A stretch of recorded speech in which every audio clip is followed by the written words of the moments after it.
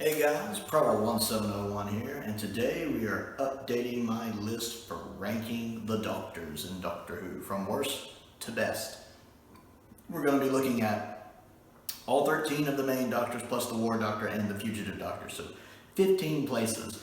And there's a lot of different things that go into my criteria for this particular ranking. We're going to be looking at the characters themselves, that particular incarnation of the Doctor, their personality, their quirks, how they respond to different situations, what makes that doctor that doctor. And this is neat because you can not only look at how they perform in the TV show, or how they act in the TV show, but also other media, how that doctor acts in novels, how that doctor acts in comics, how that doctor acts in audio dramas, because we're really focusing on the character.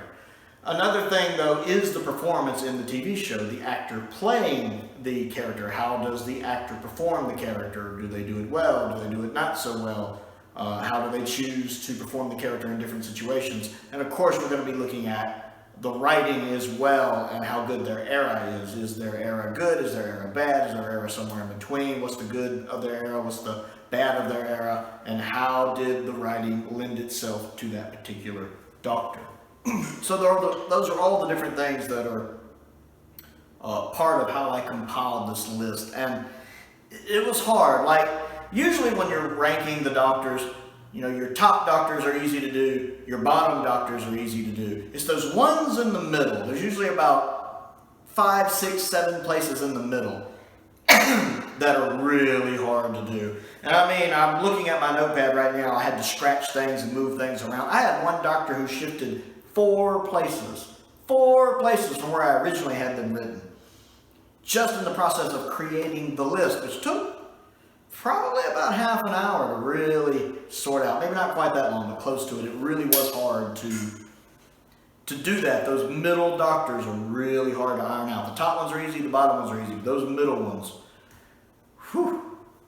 So we're going to get started, and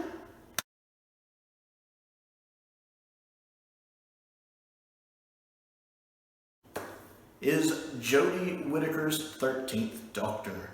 I just don't connect with her Doctor a lot.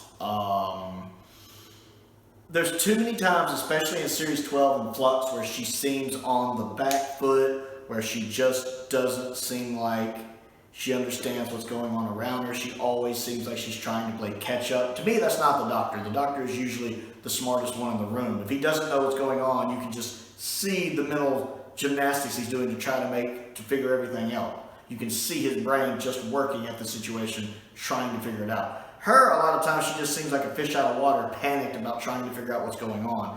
Pretty much after the events of Spyfall. Whittaker's performance at times was hit or miss. I think she grew into the role better as time went on, but Series 11, I really had some issues with her portrayal, especially that bit with the sonic arm all the time. She got better in Series 12. Flux was hit or miss. There are times she'd do stuff in Flux when I'd be like, then there are times she'd do stuff I'd be like, I really enjoyed the interrogation scene between her and the Grand Serpent in like episode 5 of Flux, 6 of Flux, I forget which one it was. But that was really good. I loved how she was actually in control of that situation, even though she was the one being interrogated. She felt very in control of what was going on around her, and that I liked. Even the Daleks, again, she did a pretty good job of being in control of the situation. Whittaker's performance didn't quite work for me at times.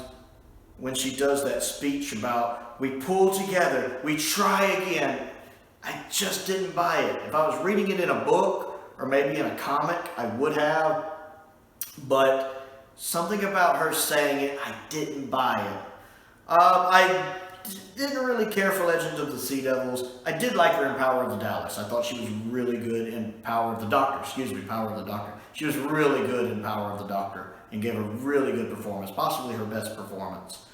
She did seem really, even the scenes when she wasn't in control, she seemed in control in the sense that she wasn't panicking, which I liked.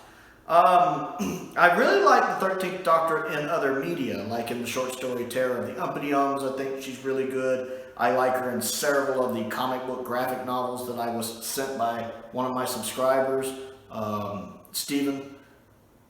I enjoyed those. I really clicked with the 13th Doctor more outside of the TV show. Like when I'm reading a book or I'm reading a graphic novel or a short story. I understand kind of what makes her Doctor tick better. Because she is, it's weird seeing a Doctor that's also a bit insecure and doesn't really have a lot of good social skills. I'm not saying all the other Doctors were the most sociable, but this one really seems to have a problem socializing a lot of times with her companions. Or if she is socializing, sometimes it seems very on the surface level, like she's putting on an act at times, or like she's almost trying to convince herself, but it doesn't quite work. And then, of course, the problem is her era, Whittaker's era on the show, is plagued with problems. They tried a lot of things that were good in concept that they didn't quite pull off. Series 11 I don't think is very good, but I did applaud that it didn't bring back any classic villains, that it went back to doing some historicals, even if they're not pure historicals. I understand the need for bringing back a big TARDIS, kind of like the 60s had, and kind of like the 5th Doctor had. I don't think that works in a modern setting for a modern audience, because TV is so much more faster paced than it was in the 60s and even the 80s.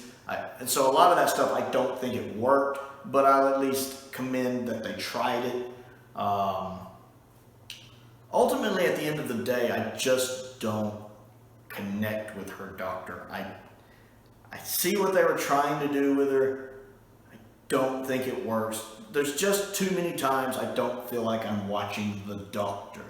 There are moments in the show and in other media, but there's a lot of times where I'm never like, that's the Doctor. It just doesn't really happen very often. So she's just kind of at the bottom of the pile. I don't hate the 13th Doctor, especially due to outside media like the comic books, which I find her really good in. I don't really get into her Doctor.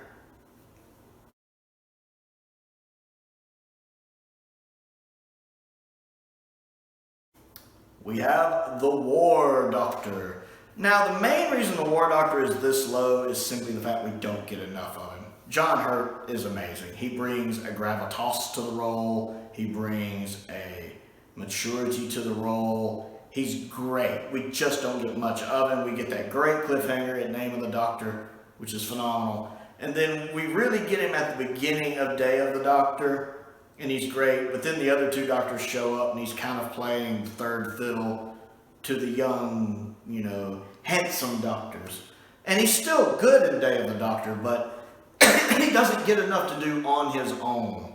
Now, I know he's done some Big Finish stuff. I've never heard any of the War Doctor's Big Finish stuff. I have read a novel with him in it. Somebody sent me a novel with the War Doctor, and he's really good in that. He has a great companion in it that he travels with in it. She's great. I actually really liked him in that story, but it's just not enough media for me to rank him higher. He's good, and I like him, and I love the fact they got John Hurt to be the Doctor. That's phenomenal. I just wish we had more of him. And sadly, with John Hurt passed away, we won't be able to get him back in another episode.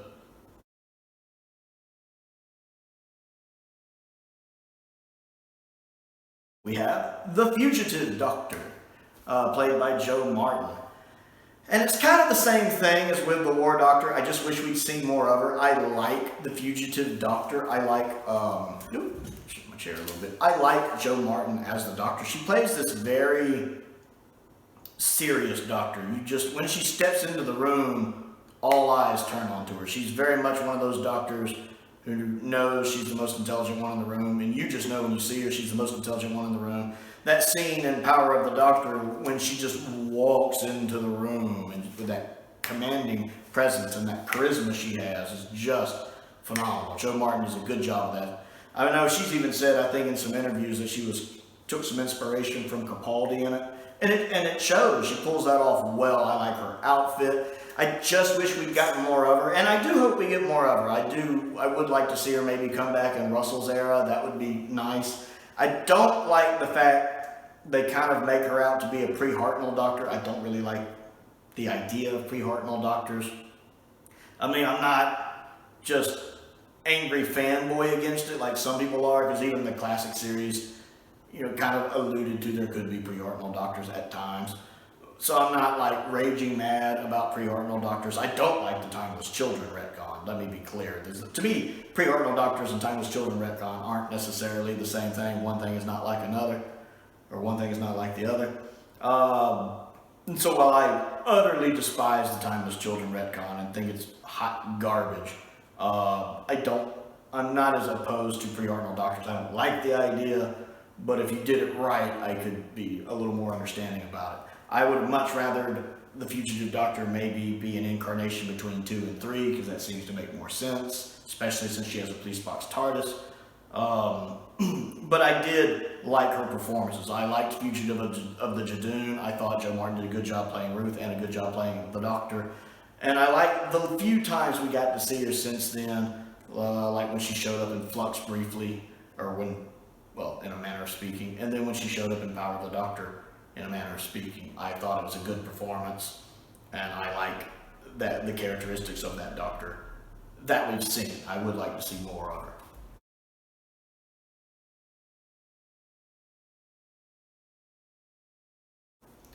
The Fifth Doctor.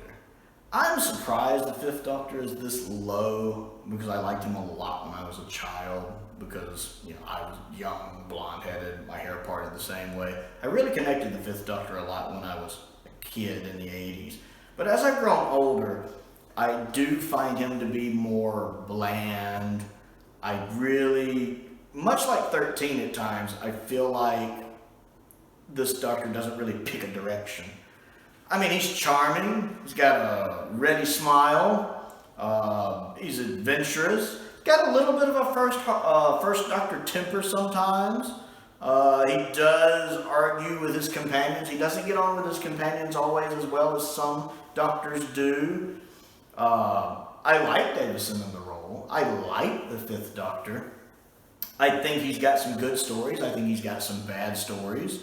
He's still got 2 or 3 I need to see. But I enjoy the 5 Doctors. I love Castrovalva. He has one of the best regeneration stories with Caves, which is Bob Holmes, of course it is. I don't mind his outfit much. I like the kind of preppy look. I don't really care for the stick celery, but I like his little preppy look. Just, I don't really understand what drives this Doctor. I don't get his motivations. I don't get why. I can't really pick up on the core of his character of this incarnation. I don't know what motivates him. I don't know what his goal is. I just don't get as good a feel for him as I do other Doctors that are higher on this list. His performance is fine. Davison does a good job performing him. It's more the characterizations of this Doctor. He doesn't have any defining characteristics to me. He's just kind of there, with good stories and bad stories.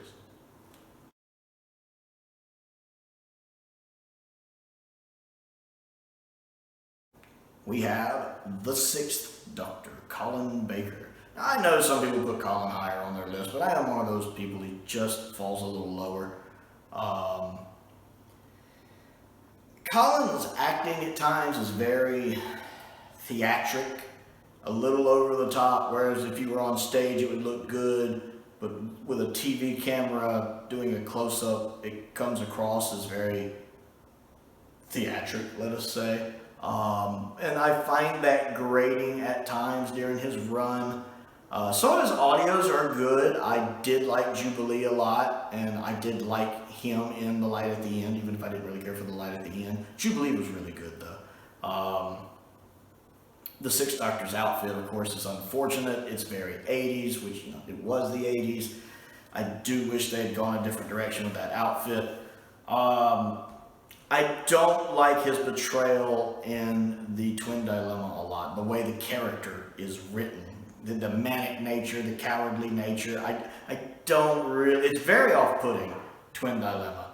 Twin Dilemma has a lot of problems. I mean, it's not just the other garbage some people think it is, but it has a lot of problems. And its portrayal of the Doctor post-regeneration trauma, I get, but still, it's just, it makes him so unlikable. And he still comes across as brash. And when you combine that brashness with Colin's theatrical acting, let us say, bad,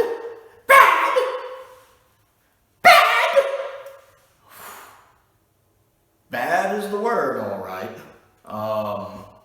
It just rubs me wrong. Now, his era, to me, it's almost like two different eras, because season 22 and season 23 are so different. I tend to like season 22 a lot. I like the darker nature of it. I like the stories in it. I mean, with the updated effects, I even find Time Lash a fun watch. So there's not really a lot of stories. I can't really think of anything right off the top of my head in season 22 I just don't like. I think it's a good season. I think the Sixth Doctor is a good fit for it. I do find Perry irksome, but that's on Perry, not on the Doctor. Season 23 I don't really care for, though. It's actually my least favorite season of Classic Who. Now, I like 3 of the stories. I like Mysterious Planet. I like Terror of the Vervoids, especially the trialist version of it. And I like Ultimate Foe. I'm not saying I love any of them. I don't really care for Mind Warped. But I have a lot of issues with the trials scenes. I just wish they hadn't gone with the whole trial idea. I didn't like it. I didn't like the show trying to mirror what was happening about the show in the real world. And all the ending close-up on Colin's face. The Sixth Doctor, I just don't, it's really hard to put into words. I just don't completely click with his Doctor. He has moments, but I don't, the way he responds to things at times, sometimes he's great. And he has a couple really good speeches, like about the stars, coalescing, forms, other planets, other worlds. A great speech. But then he has times where the way he responds to stuff, I'm like, that's not how the Doctor responds to stuff. So he's a mixed bag with me. And again, a lot of it's the characterization of that Doctor, his quirks and personalities I have issues with. Colin's portrayal I sometimes have issues with. And then the era is really weird because I like season 22, but I don't care as much for season 23 overall.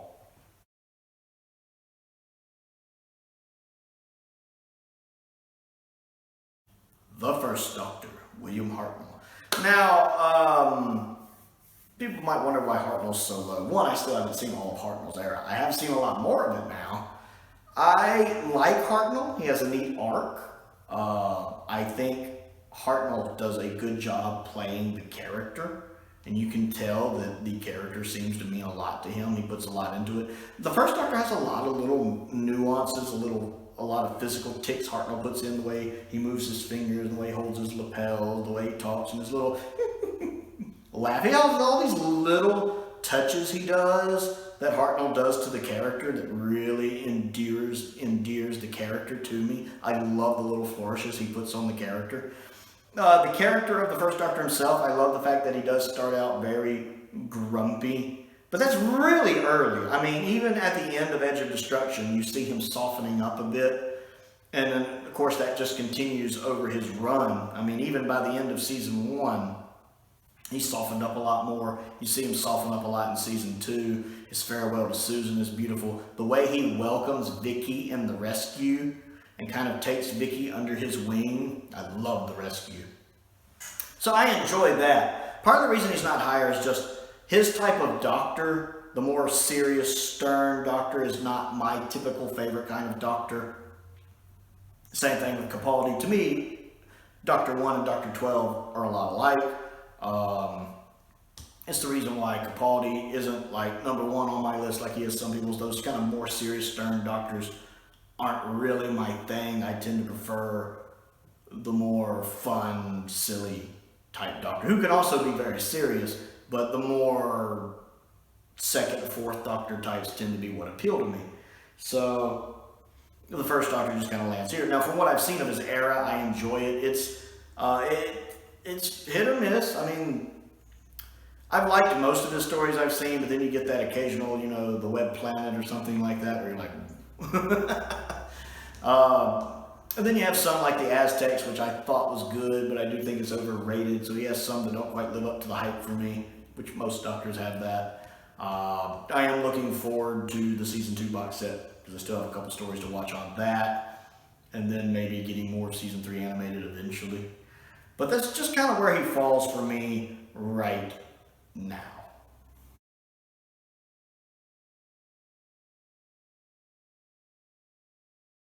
The Eighth Doctor. And again, the Eighth Doctor kind of suffers from just not having enough screen time, because I don't listen to a lot of Big Finish. Matter of fact, I don't think I've heard any of his Big Finish stuff, except the 2003 version of Shada. I've seen the Flash animation for the 2003 version of Shada with him, which I liked. Now, let me be clear, every time I've seen the Eighth Doctor, I've really liked the Eighth Doctor. He's a great Doctor. I like him in the TV movie. I actually enjoy the TV movie. It definitely has flaws. It's very Americanized. It has its flaws. But I like the TV movie. And he's one of the best parts of the TV movie. He's great in it. I love Night of the Doctor. It's phenomenal. He's great in it. I like him in the 2003 version of Shada. I enjoyed that. And I liked the brief amount of time we got to spend with him in Power of the Doctor. It was great to see him back. I am one of those people who very adamantly want like a mini series or like a, just kind of a limited series with the Eighth Doctor back. I want that. They're talking about doing spin-offs. Give me a spin-off with Paul McGann as the Eighth Doctor and give me like 8 to 10 episodes of that. I will be happy. But since I don't listen to a lot of the audios, my time with him is limited. I don't always get what makes his Doctor tick. I don't always get his Doctor, especially since the version of his Doctor we see at the beginning of his life in the TV movie is a bit different with the version of the Doctor we see of him later, like in Night of the Doctor and Power of the Doctor. He's changed, which people do as they age, I'm not the same person I was when I was 20. So it's really hard because I only kind of see the beginning of his journey and the end of his journey. There's a lot there in the middle I just personally haven't experienced. So it's really hard for me to understand one of the major components to how I rank the Doctors, which is that Doctor's personality and quirks and how they respond to things, when I only have the beginning and the end of that. I like his very romantic nature when he's, in the TV movie. I love his excitement and zest for life. I love that he can pickpocket things. I enjoy that. But it is very different from how we see him in Night of the Doctor. He's been the Eighth Doctor for a while, and he's seen a lot of things, including the start of the time where they've changed him. So I need those gaps filled in for me to rank him higher. Paul's portrayal is great, but again, it's hard for me to judge him just because there's so much of his stuff I haven't seen that I want to see more of. Give me the miniseries with the Eighth Doctor, Russell. I need to see that.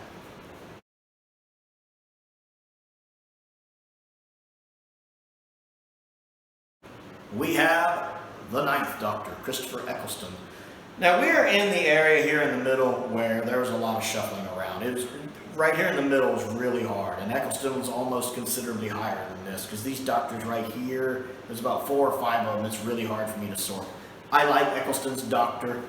We only have the 1 season of him, plus what they're doing in the audios now, which I haven't listened to. But his 1 season is phenomenal. One of the best seasons to come out in Doctor Who, in New Who or Doctor Who. There are no bad stories in it. And Eccleston is great. I like his Doctor. His Doctor is fresh off the events of the Time War and the conclusion of the Time War. He's very scarred. He's got a lot of post-traumatic stress going on. Eccleston carries all that well. I like the fact that he can bounce from deadly serious to very, funny really quick. I like a lot of that. I like the fact the first episode, Rose shows that. I'm the Doctor, by the way. What's your name, Rose? Oh, it's nice to meet you, Rose. Run for your life. That's funny, the way he does that. I mean, it gets across the importance of the scene, but it's really funny. The bit when he's trying to find the wheel on the big Ferris wheels behind him. Gotta be right here. Must be cloaked or something. What? That's funny. Eccleston does a really good job, and the Ninth Doctor is really needing that when he has these funny moments, but he has these serious moments. I really like his Doctor. I get kind of what motivates him. I feel like he travels to forget. Like it's always in the back of his mind, the Time War, the Time Lords being dead, Gallifrey being gone. But it seems like he's traveling to forget right now. And that's why I think he likes having somebody with him like Rose.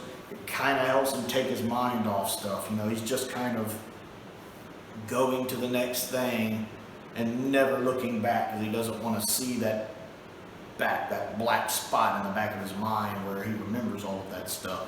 It's almost like he's trying to run so far that he can forget everything he had to do in the Time War. And I like that. And so when he gets those brief moments, when he has those victories, like the Everybody Lives speech, that pure joy on the Ninth Doctor's face when he delivers his Everybody Lives speech, that is wonderful. It's great for the Ninth Doctor. It's a wonderful portrayal by Eccleston, and it's fantastic writing, because the Ninth Doctor does have some really good writing in Series 1. It's just a perfect storm of all of that coming together. I just wish we'd gotten more of him.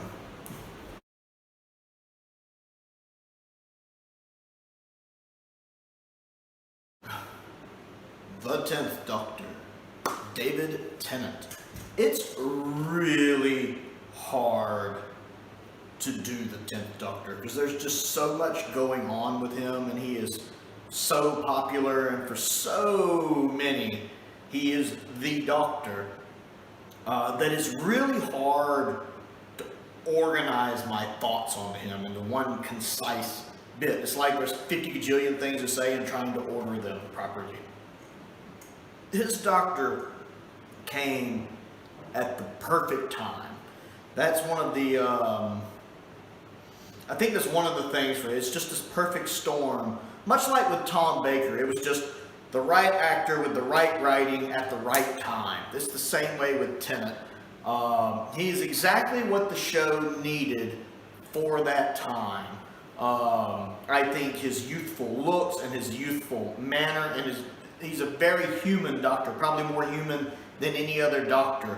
I think a lot of younger people were able to latch on to that. People, not only children, but people in their teens and their early 20s, I think they were able to connect with this very, very human Doctor. I think a lot of women, or even a lot of gay men maybe, were able to connect with him because there's this young, handsome, strapping, energetic Doctor that they probably clicked with. I think it's just so many different things going on here. The show occasionally in this era, I love the Russell T Davies era, but it does occasionally have these CW moments where it feels kind of like the CW. There's a lot of angst going on. There's a lot of the romance going on. I think a lot of the stuff from that era has aged really well, but I think some of the things from that era have not. Like there's too much romance going on. I know that irks some people. Some people who have just grown out of it, and some people from the classic fans. Some of the classic fans didn't like it to begin with, but some of the people I think who grew up in that era have kind of aged out of it to where when they look back at it, they still remember the Russell T Davies era fondly. It is one of the best eras. But there are aspects of it that maybe bother them now that didn't used to. Like even me, the Rose and Tin thing did not bother me at the time. I was just happy to have Doctor Who back. I thought the 10th Doctor was great. I was a huge Tennant fanboy for a long time. He was my solid number 2 for a long time. I liked that he was suave and sophisticated, and that he was nerdy while still being cool. I think what they call geek chic, and I think that appealed to a lot of people, because this is right in that time when like being kind of geeky and nerdy went from being a little niche thing to being kind of cool. I think 2007 or 8 is when they say nerds took over the world, and that became a little more mainstream. This is the era. It's his Doctor is partially responsible for Doctor Who reaching the status it did back in the late 2000s to about mid 2010s, when Doctor Who was just huge, like everywhere. Even here in America, because I live in the States, Doctor Who was huge. The merchandise was everywhere. People were cosplaying as Tennant and Smith a lot at conventions. I'd cosplayed Tennant myself, and Eccleston. People loved when I cosplayed Eccleston. Not enough people did Eccleston. But it was just this perfect storm of everything coming together. The writing from that era was really good for the most part. the Doctor and Donna were such good companions. I actually really love the Doctor and Donna. They're really good together. David Tennant tends to have good chemistry with all of his companions in this. The actors playing his companions and the 10th Doctor and his companions all seem to have good chemistry. I like that. I thought Series 3 was really good. Series 4 was really good. Series 2 is a mixed bag, but had some strong episodes. So you have this really good writing, this really good actor playing the character, and you have the character himself, which was what was good for the show at the time. The interesting thing about Tennant to me is that he's a very flawed Doctor. And a lot of this is because he's a very human Doctor. You've heard other people say that before, that the 10th Doctor's very human. And I like how Vera put it from Council of Geese when she was ranking the Doctors recently. Talked kind of about how it's a perfect timing because this is after he thought he's destroyed Gallifrey, after he thought he's the only one left, and the Doctor has kind of adopted Earth as his second home, so it makes sense that he would become kind of more human, subconsciously because of that. That's actually a really good point that I like.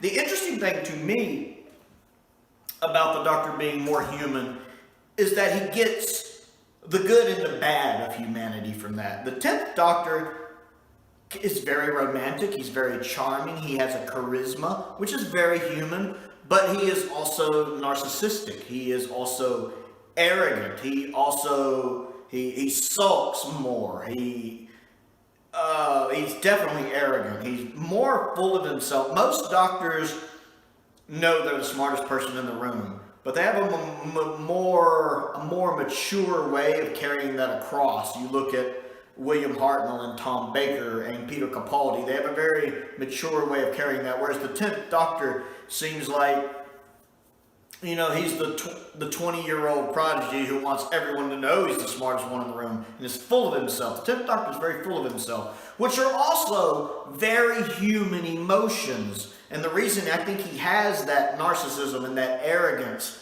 more than most doctors is because he's a more human Doctor. So he gets not just the pros of being a more human Doctor, with like the romance and all that, but he gets the cons of being more human, like the arrogance. So I actually like that him being a more human Doctor has good and bad. He gets the good parts of us and the bad parts of us. And that fascinates me, and to me makes him a very interesting character. Once I hit on that, he became a much more interesting character to me. And so you see his flaws on display a lot of times.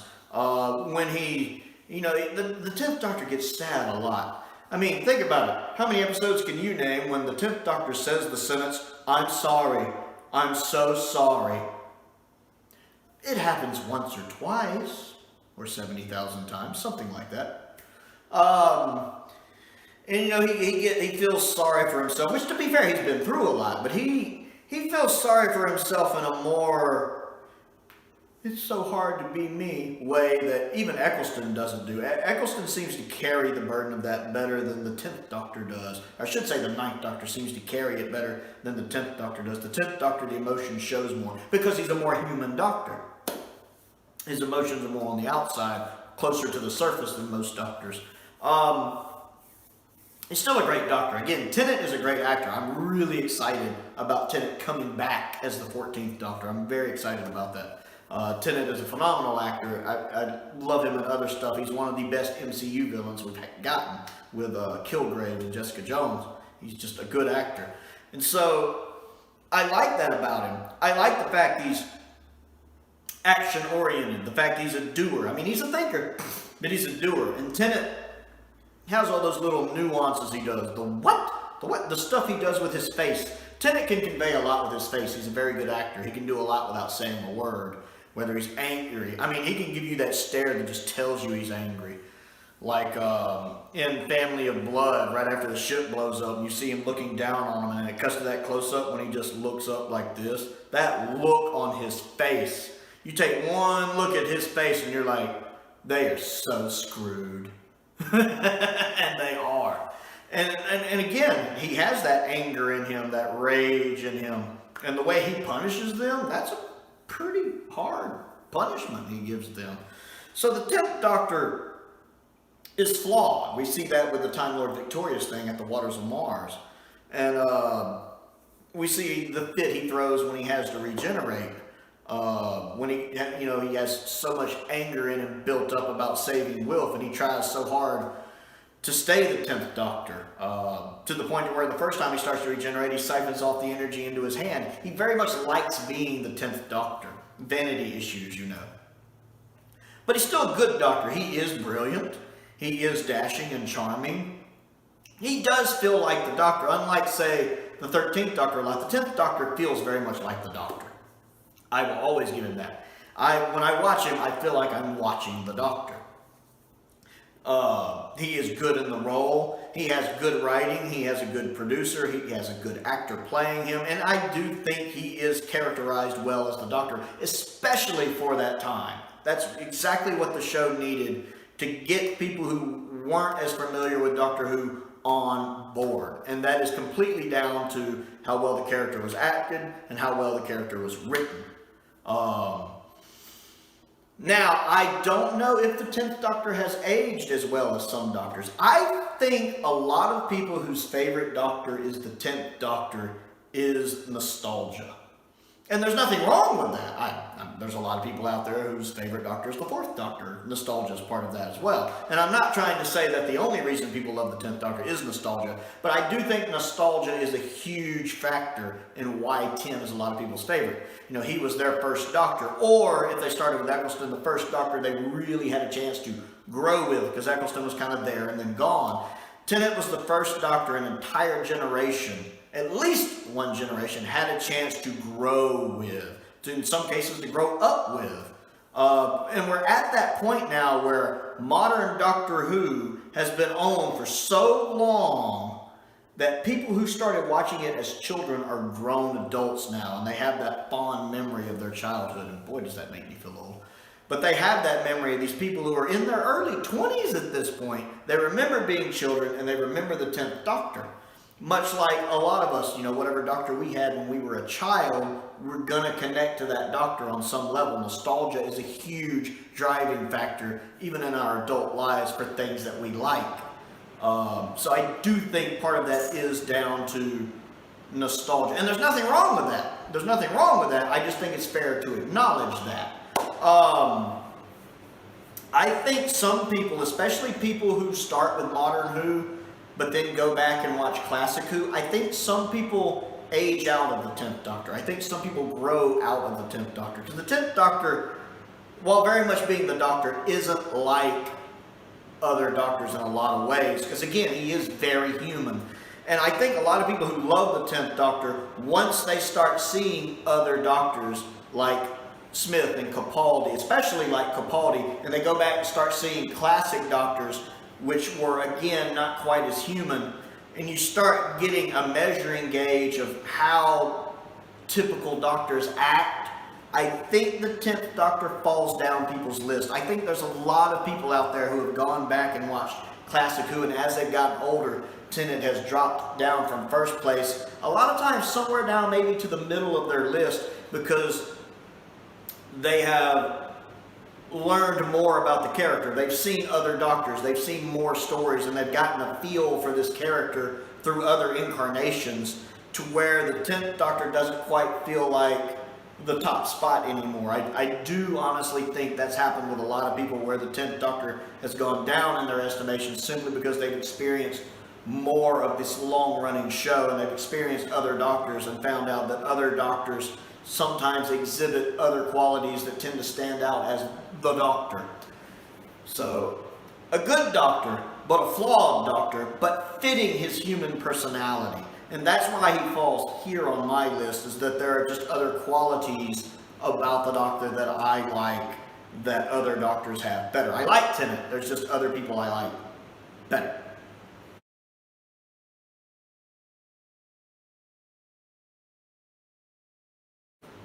The 12th Doctor, Peter Capaldi.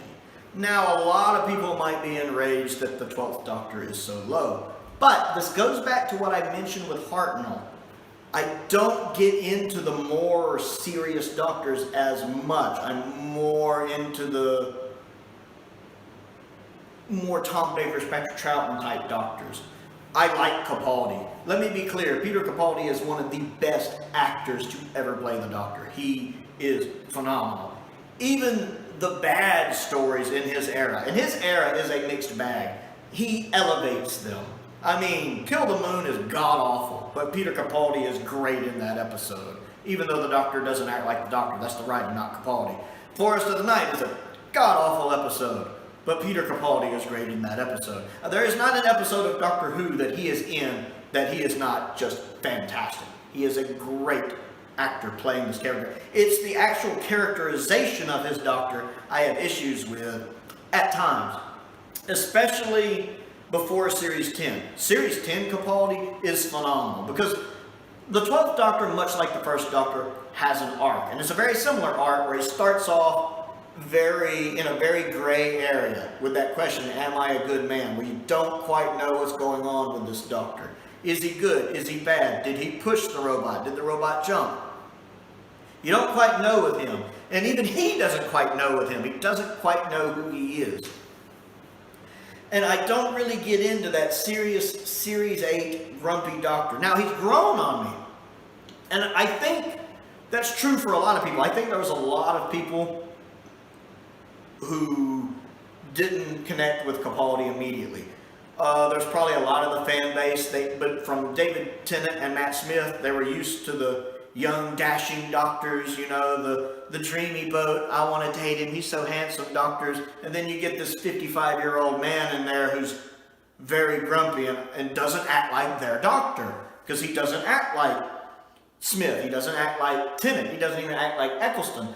Capaldi's Doctor is the first Doctor of the modern show that acts the way he acts. And I think for a lot of people who only watch the modern show, I think this put people off. And that could be why the fandom started to kind of drop a little bit. This is no fault of Capaldi's. He's phenomenal in the role. And let's be honest, Capaldi's era is a mixed bag. All three of his series are mixed bags. He does not have just a stellar series, unfortunately. All three of his seasons have some stellar stories, but all three of his seasons have some crap stories. Especially Series 9. Most of Series 9 is bad. I like Heaven Sent's amazing, one of the best Doctor Who episodes ever made. The Under the Lake two-parter is really good, really, really good. And I can even enjoy Sleep No More. It's not executed perfectly, but it has some really neat ideas. Pretty much everything else in the series is crap. Good moments in them, but crap. Zygon two-parter, amazing speech, terrible episode, boring, too long. The Dalek two-parter has some great moments in it, but it's crap. So that's a lot of Series 9. Series 8 has some phenomenal episodes in it, but then it also has Kill the Moon, Forest of the Night, and Listen, which are three of the worst Doctor Who episodes ever made in one series. And then Series 10 is really good, but then you have the Monk Trilogy, which is not, and Oxygen, which is also garbage. But also some really phenomenal episodes. I actually really enjoy Smile, and Thin Ice is probably one of my favorite Doctor Who episodes. I love Thin Ice. And Capaldi, it's interesting watching him grow. And part of what hurts Capaldi to me is he's got Clara. Now, I don't mind Clara as much in Series 8 sometimes. Sometimes she's bothersome. Sometimes she's great. Series 9, Clara, Series 9, I call that the Clara Who season. Because it's Clara Who with her assistant, the Doctor. Clara and 12 just really hurt the 12th Doctor for me. Once he gets away from Clara, that's such a toxic relationship, really. Once he gets away with her in Series 10 and he has Bill, he's so much better. I love the way Capaldi is playing this role in Series 10. I love that his hair is getting more doctory, a little more Pertwee-like. I love that. I love the longer hair. And I just love how well him and Bill get on. And him and Pearl Mackie seem to have good chemistry. I just really enjoy that. If Series 10 Capaldi had been Capaldi in all three seasons, had that had been the 12th Doctor, he would be higher. I love Series 10 12th Doctor.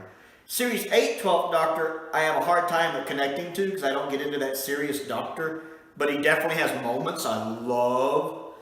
Series 9, I don't know, he seems like your middle-aged dad, your 55-year-old dad who's going through a midlife crisis at times. And while Capaldi's still great, the writing lets him down.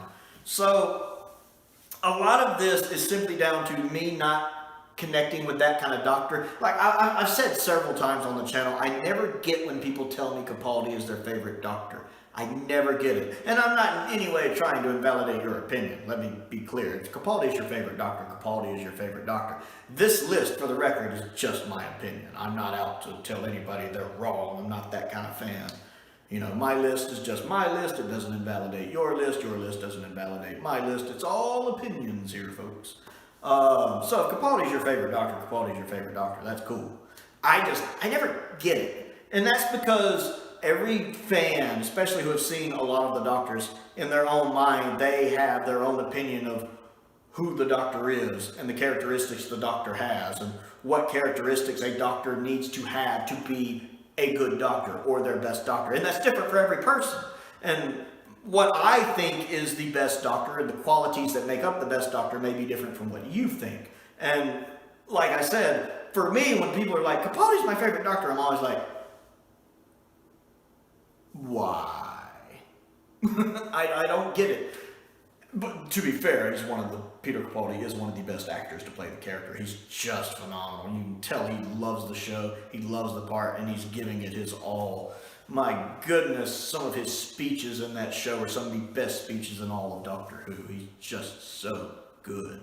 But like I said, my problem is that it's not the kind of doctor I necessarily connect with. It's the fact two of his 3 seasons, he's saddled with Clara and the way they do the writing, and the fact that all 3 of his seasons are mixed bags.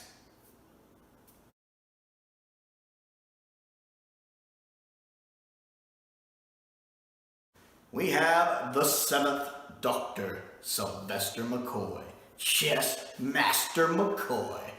I really like Sylvester McCoy. I don't think he is the best actor to play the role. I think he's a good actor, but I do notice occasionally in his performances where he's a little limited, especially whenever he goes into that falsetto voice. The main reason he's probably not ranked higher is when he goes into that fake voice when he's trying to yell, because I'm theatrically trained myself. As someone who knows about that, you never want to go into that voice like that. Stop! There will be no battle here! It always takes me out of the moment because it's not a real voice. It's not a fake. It's a fake voice. It's not his voice. I have heard Sylvester McCoy actually yell because I've seen that scene when Sophie Aldred nearly got killed when they were filming that stunt, and you'll hear her talk about sometimes about how Sylvester basically saved her life. You hear as soon as the glass makes that thumping sound, you hear Sylvester McCoy, "Get her out of there!" That's his real yelling voice, because he was really yelling. That's the voice I wanted to hear. It's not the, "If we fight like animals, we die like animals." That's the biggest complaint I have about his doctor, and it pulls me out of every scene he does that. But I do love his acting overall. He does a lot with his face. Like, he can have this kind of clownish, silly face on, but he can also have that chess master, stern, serious face on. The fact he can do both of those things really impresses me. I love his umbrella. I love the umbrella. I love the hat. I love his mannerisms. I really like Sylvester McCoy's voice. His regular voice, the way he talks, I really like his voice. It's a very distinguishable voice, a very regal sounding voice. I love the fact he can roll his R's. I wish I could roll my R's. I love that. I love in Power of the Doctor, he even rolls his R's. Right, exactly. Especially with a forced regeneration. I love that he got that in there. He has good stories. I think the McCoy era is the most underrated era in all of Doctor Who. Because there's only really 2 stories I can think of I don't really care for right off. And that's Delta and the Bannerman and Greatest Show in the Galaxy. I don't really like either of those. Although they both have some good aspects in them. They're not just garbage or anything. I just don't really care for them. But I love almost all of his stories. Even Time in the Rani, I enjoy. It is leaning more into Sylvester's comedy background, which he pulls off well. But I still enjoy it. I love Paradise Towers.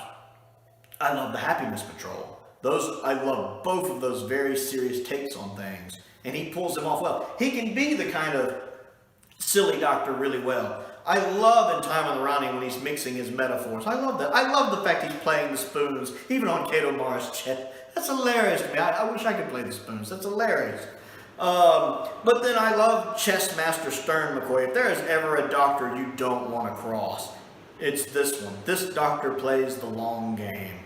And when you really see that in like even Remembrance, when you realize that he has been manipulating events all along. And you see that in other things like in Battlefield, where we don't know if it's his incarnation or another incarnation in the future that's already well aware of what's happened. It's actually Merlin. But, you know, you really see that in Curse of Fenric, of course, where he's kind of been manipulating things. I absolutely love that. I love the fact his outfit gets darker to kind of show his persona getting darker in season 26, though I do prefer his lighter outfit. You know, and again, I like most of his stories. Silver Nemesis, I enjoy. Remembrance, I enjoy. It's overrated, but I enjoy it. I really, again, Happiness Patrol and Paradise Towers, I love. I love Dragonfire. And then all of season 26 is good. I love his encounter with the Master. Part of that is due to the fact I think that's Anthony Ainley's best portrayal of the Master in Survival. I would have loved to have seen more of the Seventh Doctor and the Master go head to head. Because I just think Chess Master McCoy up against the Master is something fun to watch, and I would have loved to have seen more of it on the show. I enjoy Curse of Fenric a lot. I love Ghostlight. There's not a single Doctor Who story that's quite like Ghostlight. It is very unique, and I love that. It just drips atmosphere, and I love the setting, and I love the lighting. It has this hazy look to it, which I love. So he has a phenomenal era. He has one of the best companions in all of Doctor Who, and of course I'm talking about Mel.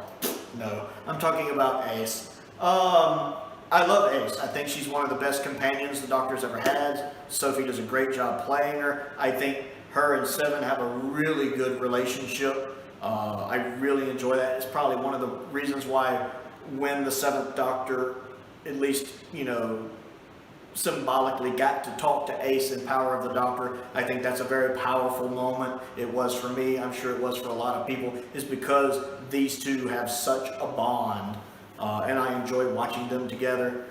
And then, like I said, while I don't think McCoy is the best actor to ever play the Doctor, I think he is a good actor playing the Doctor. He's a little limited in places. But the Seventh Doctor also has some truly good speeches that don't seem to get talked about enough. His Battlefield speech is phenomenal. I love his Battlefield speech. It's dark stuff. Go actually listen to the Battlefield speech. That's some dark stuff. He appeals to Morgana's sense of honor. And it works. It totally works. His speech in Happiness Patrol, when the guard has the gun pointed at him and he's sitting there going, "Go ahead, pull the trigger." And he's grabbing the barrel. And these are people who think the Seventh Doctor is campy and silly? Anytime someone tells me that, I know they've only seen Time in the Ronnie. That's the limit to their Seventh Doctor they've seen. When I watched his first story, that's like watching New Earth and then forming an opinion on Tennant, or watching the Christmas Invasion and forming an opinion on Tennant. Neither one of those are very good episodes. Yeah, the Seventh Doctor is great. I love that he just gets this look on his face, like you can tell. You can just see the gears turning in his head. And he's one of my favorite parts of the TV movie. I love him again in the TV movie. Those opening scenes with Sylvester McCoy, especially that look. I love the look he has in the TV movie. I love it. He's not there much, but what little bit he's there, he's phenomenal. I love the Seventh Doctor. I love him.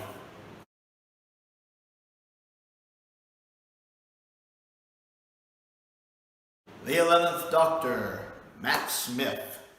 I like the 11th Doctor. He really moved around a lot on the list. Last time I did the ranking, he was also in 4th, but when I was planning this one out, you know, I mentioned a Doctor moved 4 spots. He was originally in 8th. And I was sitting here, it really was hard doing the middle of this list. Like 4 through like 9 were really difficult. They kept jumbling around. But I like the 11th Doctor. The only reason I struggle ranking him is because in Series 6 and parts of Series 7, he kind of gets a little caricaturish. He gets a little too silly. Matt is always good in the role. Matt Smith is a great actor. He's a very underappreciated actor just now really starting to get his due, in my opinion. He's a very good actor. But I don't know how much of that was him, how much of that was the writing, the directing, but he does start playing more into the silly parts of the role in like Series 6 and Series 7. I definitely think his Series 5 outing is his best playing the character, because the 11th Doctor has a temper. He has a rage in him that we see on occasion in Victory of the Daleks, in The Beast Below. Even in the 11th Hour, when he makes the entire aliens leave simply by telling them to run. That is chilling when he just says the hello, I'm the Doctor, basically run. You know, hello, I'm the Doctor, basically run. And they leave. The way he delivers that, there really is a promise of, look at me, I'm not just talking. If you do not leave, I will screw you. You know? I will mess you up. It's there. You can see it in his eyes. You do not want to mess with this guy.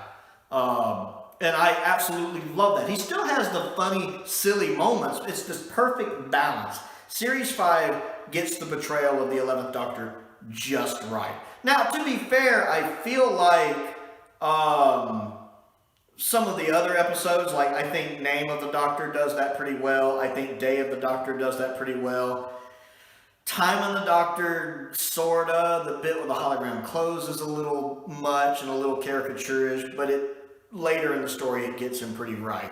But I think Series 5 is the best one. Now, Matt's always good playing the character. It's just they put way too much emphasis on the caricature stuff. Now, his era is also a mixed bag, but has some really strong episodes. Series 5 is pretty much really solid. Really solid. It was the last really solid series we got, I think, all the way up to Series 12, which I actually think is really solid. You know, except for Time's Children. But Series 5, while not perfect, is really solid. Series 6 is a mixed bag with some strong episodes. Series 7 is a mixed bag with some strong episodes. The Day of the Doctor is really good. It's not the best multi-Doctor story, but it is really good. And I enjoy Time of the Doctor a lot as well. So I think he has good companions. I like Rory and Amy. I think they stuck around a little too long. They should have left at the end of Series 6. I kind of got tired with them. He's letting them go. He's bringing them back. He's letting them go. He's bringing them back. It's the same problem we have with Clara. And I actually really like Clara with Matt. For all my complaints about Clara, she's gold with Matt.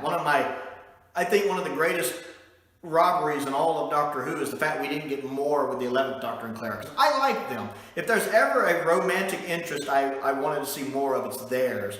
Because the 11th Doctor didn't quite seem to know how to do it. I love the fact the 11th Doctor doesn't get romantic relationships. I love that. I absolutely love that he gets totally confused by stuff. Amy's got a crush on him, he doesn't know what to do.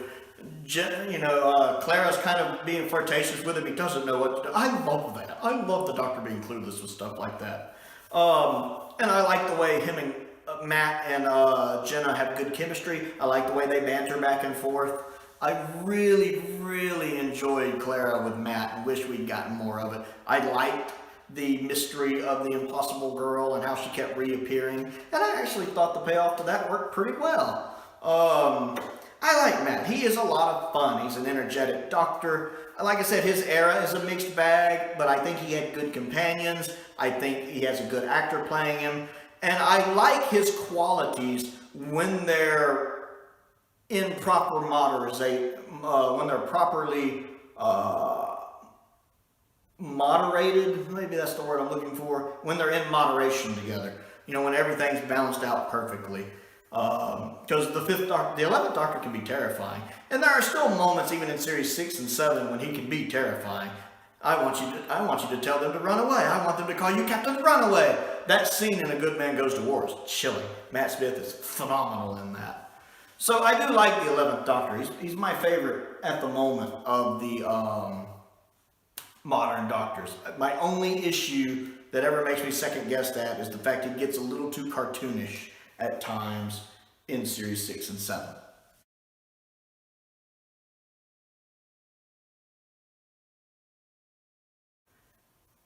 Jon Pertwee, the third Doctor. I love Jon Pertwee. Jon Pertwee is probably the actor who has played the role the most serious. People talk about how William Hartnell's the serious doctor, Peter Capaldi's the serious doctor. I don't think anyone's ever played the role more serious than Jon Pertwee does. People might discount him because of some of the outfits he wears, and my response to that, if there's anyone on the planet who can make that look cool, it's Jon Pertwee. And the only other person who could probably do it now is Sean Pertwee. He just looks awesome in that. He is classy. He has a charisma. He commands the room. He's very much an action doctor. Jon Pertwee was very much an action person. He liked to do his own stunts. He's very gadget driven because Jon Pertwee is very gadget driven. The third doctor, I don't know if there's ever any doctor whose love for gadgets is as apparent as the third doctor. It's where we really start to see the sonic screwdriver really becoming the sonic screwdriver. We saw Patrick use it a few times, but when you start really seeing it used more commonly was with the third doctor. Again, a very gadget-driven doctor. Now, I love the third doctor. Now, I mentioned earlier that I tend not to get into these serious doctors like Hartnell and Capaldi. So why is the third doctor so high on my list? Well, I think this falls back to what I touched on with Tennant. Part of it is nostalgia, and I'll openly admit that. I've been watching the third doctor since I was little.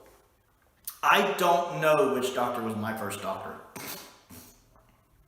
I've been watching Doctor Who on old PBS, our public broadcasting system here in America. We call it PBS. Since I was probably 3 or 4 years old, so about the mid-'80s.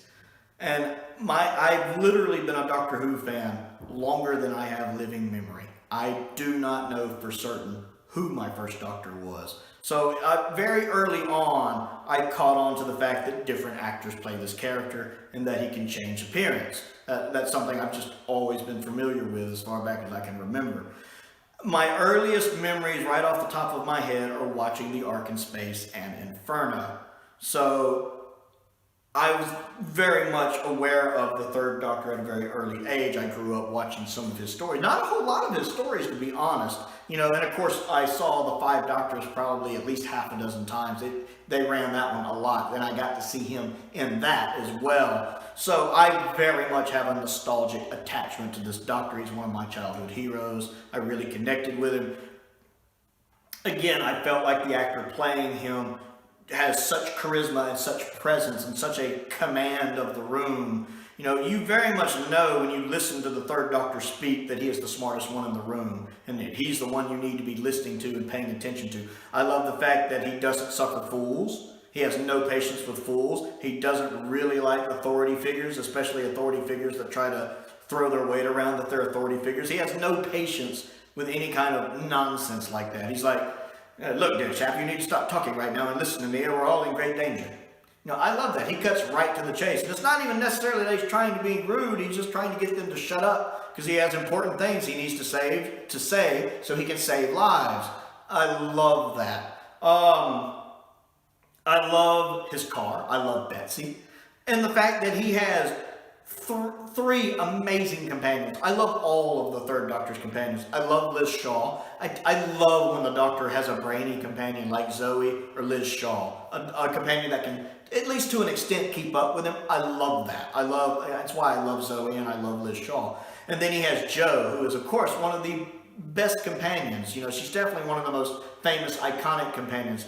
I love that Jo even has her own little arc there. We see her grow, and she's one of the longest serving companions, being there for 3 seasons. And 3 in Jo, to me, Jo is 3's definitive companion, just like I think Sarah is 4's definitive companion. I think Jo is easily 3's definitive companion. And you can tell John and Katie got on so well in real life.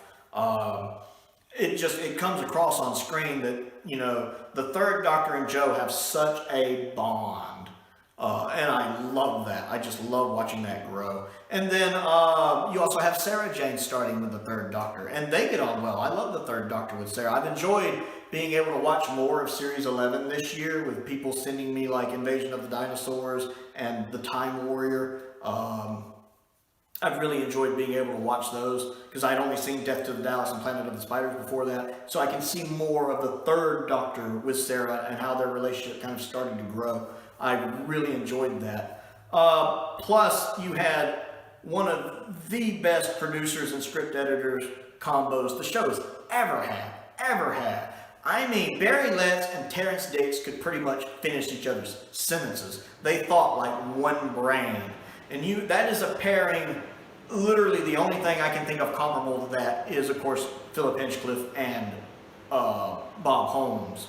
They're like tied for first place to me when it comes to producers and script editors, modern or classic. And then you have just this slew of phenomenal stories. I mean, if you judge a Doctor by their whole era, Pertwee, there's a strong argument to be made that Pertwee has the strongest era, because all 5 of his seasons are good. He has no bad seasons. I'm not saying he doesn't have bad stories. Every Doctor has bad stories. But I don't think he has any bad seasons. He has consistently good seasons. Series 7, all the stories are good. The only complaint I would have is Ambassadors being too long. Series 8 is really strong, with only Claws of Axos really being bad. And of course, most of y'all know I'm not as keen on the Daemons as some people. But the other stories are great. Series 9, I haven't seen the Mutants or most of the Time Monster. I couldn't get all the way through the Time Monster. But I hear they're not good. But I love Day of the Daleks. I really enjoy Curse of Peladon, and I love the Sea Devils. Series 10, I like all of them, with Planet of the Daleks I'm not as keen on Planet of the Daleks, but all of the others are really good. And Series 11, everything I've seen so far I've liked, even if I do think Planet of the Spiders is a bit weak and Pertwee deserved a better ending. But we're looking at someone who has one of the strongest eras in the show's history. The best producer and script editor, arguably, the show's ever had.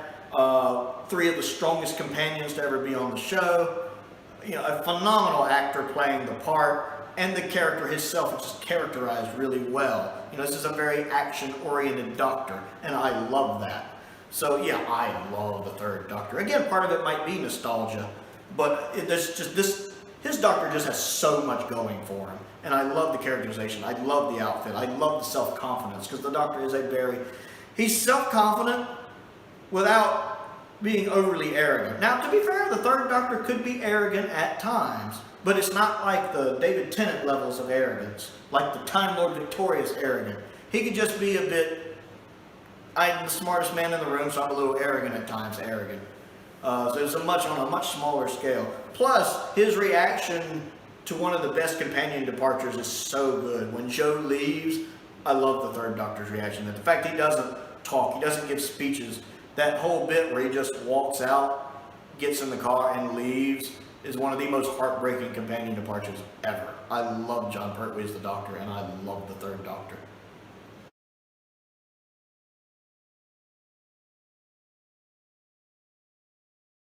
Patrick Troughton, the 2nd Doctor. The Cosmic Hobo, the Columbo Doctor. My goodness, how I have grown to love the 2nd Doctor. He is so good. He is so good in this role. Let me turn on the light real quick. That's better. You have to give so much to Troughton, because he was the first person to ever have to take over the role from someone else.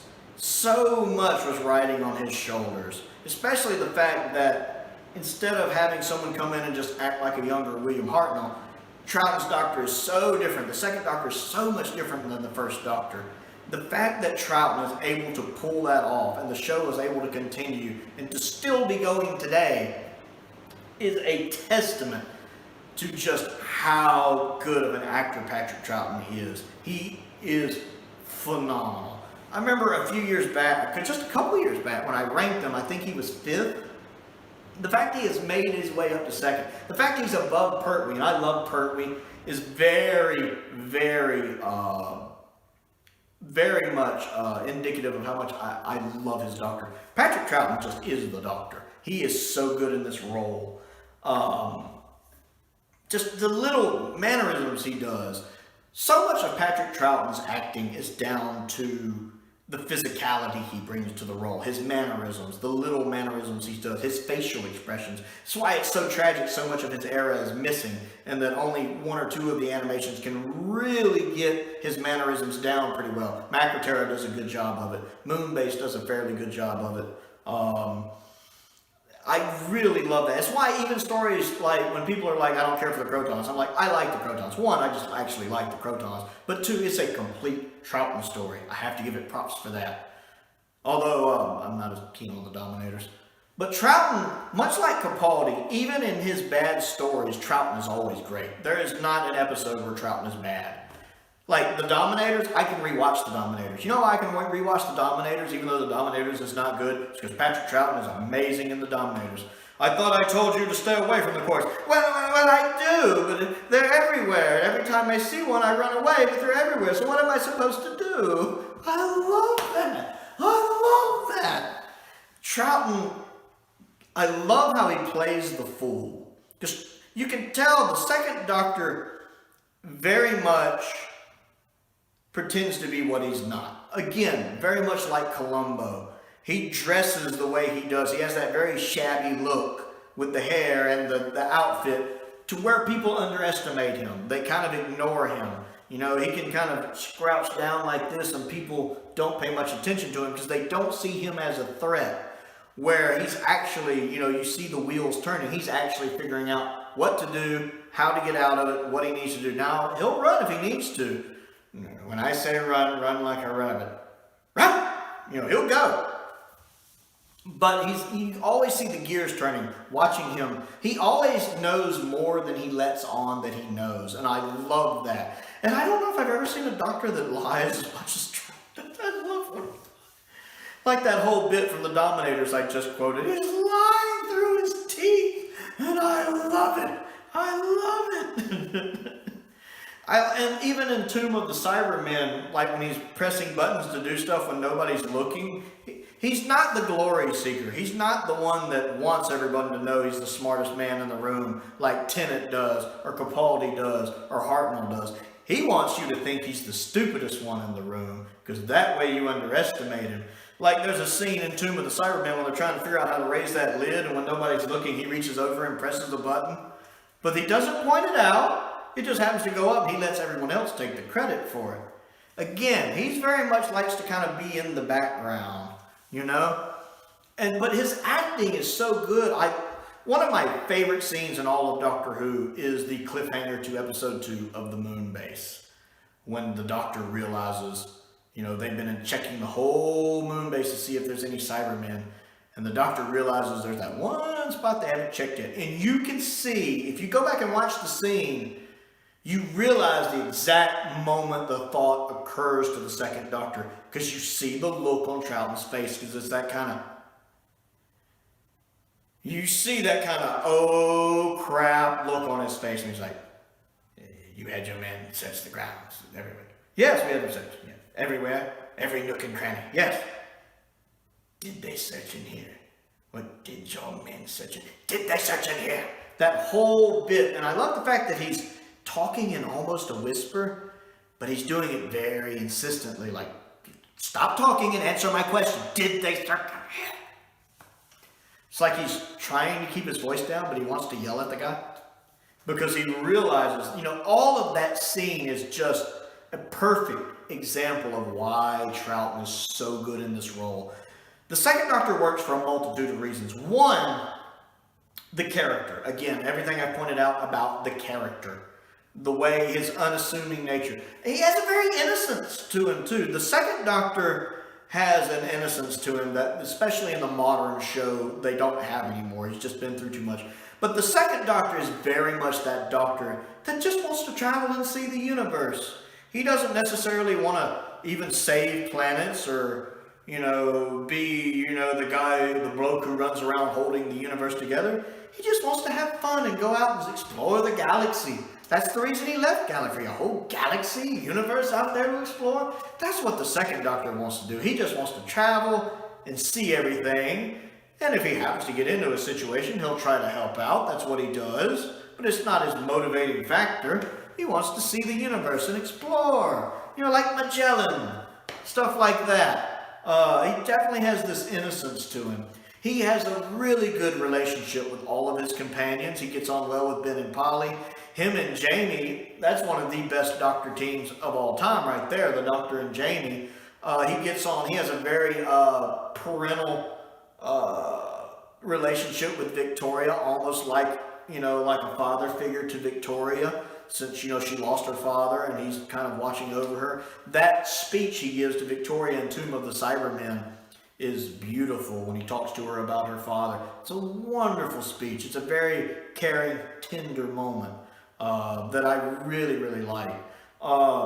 Zoe, I love his relationship with Zoe. You see that really in the Crotons. Yeah, she's very intelligent, which can be very irritating sometimes. I absolutely love episode 2 of the Crotons because you really see that bond between them.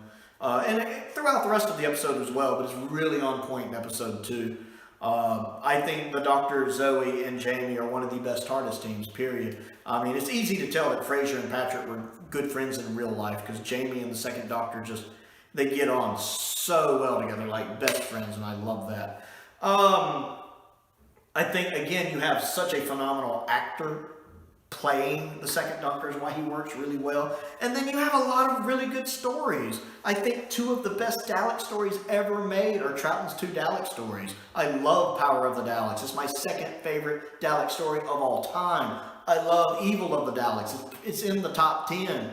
They are both really good stories, and it's wonderful performances, at least from what we can hear, from Troughton and the surviving footage that's left, episode 2, and the surviving clips from other episodes. I absolutely love Troughton's performance in episode 2, the surviving episode 2 of Evil of the Daleks. He is phenomenal in it. And then he has other good episodes, strong Cybermen stories. I mean, is there any modern Who Cyberman story that's better than The Invasion, or Tomb of the Cybermen, or The Moonbase? Is there any modern Who story that's better than those? Especially The Invasion. The Invasion is one of the best Cybermen stories ever made, period. There has never been an era of Doctor Who that's done the Cybermen better than the second Doctor. I'm not saying there might not be better stories. You might like Earthshock better than any of his. But the fact that he did 4 Cybermen stories and 3 of them are held in such high regard, with really, I think, only Wheel in Space being not as fondly remembered. Whereas, Davison only has Earthshock. I don't think the Cybermen have ever been done better as a whole as they were during the second Doctor's era. And he has some truly good stories. My mind just kind of blanked out. I love the War Games. What an epic. I enjoyed the Crotons. Again, The Invasion is phenomenal. Seeds of Death is good. Fury from the Deep is a good story with bad animation. I love Season 4. Phases 1's okay, but I love the Macroterra. The animation for the Macroterra is phenomenal. I love the Moonbase. I love the novelization of the Highlanders.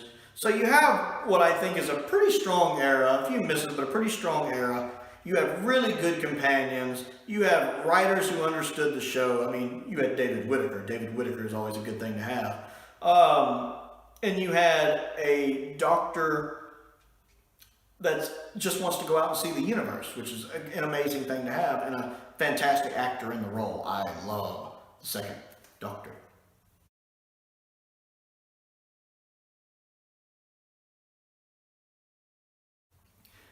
And number 1 on the list, my favorite Doctor of all time,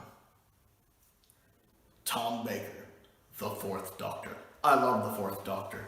Again, maybe some of it is nostalgia, because I grew up with the 4th Doctor, but I love Tom Baker as the Doctor. Tom Baker just is the Doctor. He is. I really just think Tom Baker is playing Tom Baker. And that's perfect. I mean, Tom Baker gets that this is an alien, and the 4th Doctor is very alien. I mean, he has human moments, but he is very alien. He doesn't respond to things typically the way a human would, which is fascinating about him. And Tom Baker is a good actor. He is just phenomenal in this part. It feels like he was just born to play this part. I love, there's so much he has going for him. The iconic outfit. I love the scarf. I love his various outfits. I love his mannerisms. To me, I think most people's favorite Doctor should be the one you think of when people say Doctor Who. Like when you start thinking about Doctor Who, who's the first Doctor that pops in your mind? Mine is Tom Baker. He's just the iconic looking Doctor. And he's so good in the role. And Tom Baker doesn't have a lot of bad stories. He really doesn't. Most of his stories are good. I mean, the only one I find, if I had to call it unwatchable, is Power of Prowl. And that's just down to the execution of the story. It's a good script. Every other of his stories, all 41 of his other stories, I find watchable. I don't really care for Leisure Hive, but it's perfectly watchable. He has a couple other stories I might not care for as much, but they're all watchable. And then he has some of the best Doctor Who stories ever made. I mean, he has you have the Hinchcliffe era, which is arguably the best era of Doctor Who ever. Again, he has one of the best script editor-producer combos ever. Arguably the best, with Philip Hinchcliffe and Robert Holmes, with Robert Holmes sticking around for part of season 15, which is probably why season 15 still has those strong episodes like Horror of Fang Rock. Guess who the script editor was for that? Robert Holmes. You have a story by Terrence, script edited by Robert. What a combination. You have the Sunmakers, which is fun. So much of his era, especially to see his Doctor transition. Yeah, I think even the Williams era is good. Yes, they play up the humor more, but then you have Douglas Adams taking over with writing, he wrote Pirate Planet, which is Douglas Adams and Tom Baker fit really well together. They do. The fourth Doctor with Douglas Adams writing his stories is phenomenal. I like the Pirate Planet. I love when he was script editing season 17. I love season 17. That style of humor in season 17 fits the fourth Doctor like a glove. If there's anyone on the planet that comes anywhere close to understanding the fourth Doctor as well as Tom Baker does, it would be Douglas Adams. He's the only other person I think that comes close. The fourth Doctor had some strong companions as well. Sarah Jane, my favorite companion of all time. Leela, one of my favorite companions of all time. And both the Romanas. I like both of the Romanas as well. So he has a really strong companion set. And then, of course, picking up at the end with Adric. And I actually do like Adric with the fourth Doctor. I think he's much better written with the fourth Doctor. And then, of course, at the end, picking up Nyssa and Tegan. And, of course, K9. I love K9. Who doesn't love K9? I don't know. He has, once again, the fourth Doctor he has such a presence. He does. I mean, the fourth Doctor is like, he's the smartest one in the room, even though he never says he's the smartest one in the room. Like, he doesn't actively try to be the smartest one in the room like some other Doctors do. There's just something about him When he talks, you need to listen to him. Even when he tries to explain things, sometimes people won't listen to him, and I'm sitting there yelling at the screen, stop talking and listen to him. He knows what he's talking about. He's the fourth Doctor. Tom Baker has such a presence. It's so hard to put into words. And some of you probably understand exactly what I mean. It's so hard to just take everything I want to say and get it out as to why his Doctor is the best and is iconic. He is a legend for a reason. There's a reason why, if you think of classic Doctor Who, you tend to think of Tom Baker. There is. He's just so good in this and iconic for a reason. And there's a reason why he stayed as long as he did. I mean, 7 seasons. He's the longest serving Doctor actively in the TV show. And all of his seasons are good. To one degree or another. I don't think Tom Baker has a bad season. Maybe some weak stories, but not a bad season. Even season 16 is a good season. And I think there's an argument to be made it's his weakest, but it's still a good season. Even stories like Invasion of Time are sound on paper, just the budget obviously ran out. But you look at some of his stories, like, I think season 13 is probably objectively the best season the show's ever done. There's no bad stories in it. There's no bad stories in season 13. Matter of fact, there's no even just good stories. Every single story in season 13 is at least really great or masterpiece. Somewhere in that area. The weakest would be really great. Android Invasion, really great. Everything else is even higher than that. You got like 4 masterpieces in that season? 3 masterpieces in that season? And then season 12, really strong, no bad stories. Season 14, okay, I'm not as into season 14 as some people, but it's still really good. I love season 17, I love season 16, season 15 is good. Season 18 is unique, there's no other season like season 18, and it's great. Not every story works, but it's great. So you have this actor who just becomes the character. My goodness, Tom Baker has such a personality. There's no other personality like Tom Baker's personality. If you've ever listened to interviews with him, they are always a treat. I love listening to a Tom Baker interview because the man is from another planet. He just is. He responds in that alien manner, much like the Fourth Doctor. It's really hard to tell when watching Doctor Who where Tom Baker ends and the Fourth Doctor begins. I love interviews with him, and then you have the characteristics of his Doctor, which are very much Tom Baker, which are just so much fun to watch. You have that wonderful smile of his, that smile that's just, I love that Tom Baker smile. His, little things like, would you like a jelly baby? His thing for jelly babies. But then you have those scenes when he actually gets mad. I love, man, the Fourth Doctor when he gets mad can be scary. Can you tell the future? Sometimes. Can you tell me my future? No. Why not? Because you don't have a future. I love that. Don't mess with Tom Baker when he's got a serious face on. We have to save Charles. There is no Charles! I love that in Scenes of Doom when he's like, there is no Charles! When he gets that kind of, and even that Creature from the Pit speech. I know a lot of people don't care for Creature from the Pit, but one of the best scenes Tom Baker ever had in Doctor Who is that scene at the beginning of episode 4 of Creature from the Pit. There's nothing here but weeds, weeds, forest, and weeds! I love that scene. Tom Baker, just when he is on it, and he is almost always on it, he is on it. He gives speeches like nobody's business. And of course, human beings, indomitable. His speech from the Ark in Space is so amazing. He has one of the best character-defining moments ever for the Doctor with his Do I have the right speech in Genesis. One of the best character moments for the Doctor ever. I love that scene. It's such a wonderful scene. And again, he has some of the best companions, some of the best writing, some of the best stories the show has ever had. You just have this perfect storm. Much like the 10th Doctor, the 4th Doctor was the right actor in the right place at the right time. And he's just lightning in a bottle. A lot of people say that, David Tennant really is the modern series version of Tom Baker. And it really is just that lightning in the bottle of everything happening. It's just this perfect storm of everything happening at the right time. But the 4th Doctor is definitely my favorite Doctor of all time. He's just the definitive Doctor for me. The definite article, you might say. So I'd like to know what you think of my list and how you would rank them. So comment down below and let me know. Other things to do, click the like button and the subscribe button and the bell for notifications so you never miss out on another video. I also have a Patreon. That helps me pay the bills, and I certainly appreciate that. If you would take a moment and check that out, that's down in the description below. Several different tiers to choose from. Anyone who joins at any tier level gets a free video request if there's something you would like me to talk about. I want to give a shout out to two of my top tier patrons, Stephen Crane and